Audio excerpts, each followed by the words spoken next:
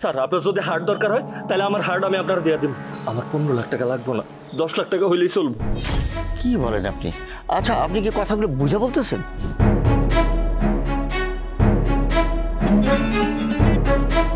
Hello বকুল। সোহেল, আমা এই ছেলে আবার কে? আমি বকুল রে ভালোবাসি।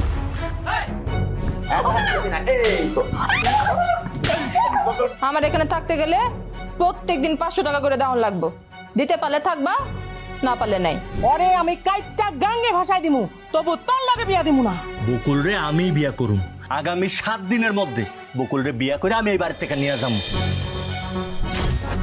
হ্যালো হ্যালো হ্যালো বকুল, তুমি কিন্তু তোমার দেয়া কথা ভাইয়া ফেলায়ও না। তুমি সাবধানে থাকো।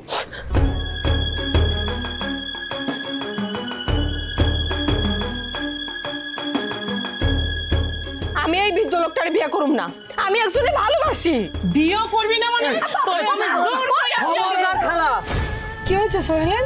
ওর হার্ট বিক্রি করে দিয়েছে। তাহলে কি সোহেল বেঁচে আছে? সোহেলের কাছে তোমাকে নিয়ে যাচ্ছি, তবে একটা জিনিস মাথায় রাখবে, নিরাপত্তার দূরত্ব বজায় রাখবে। তোর জামাই 5 লাখ টাকায় আমার কাছে বিক্রি করছে। তুই এখন থেকে আমার সম্পত্তি।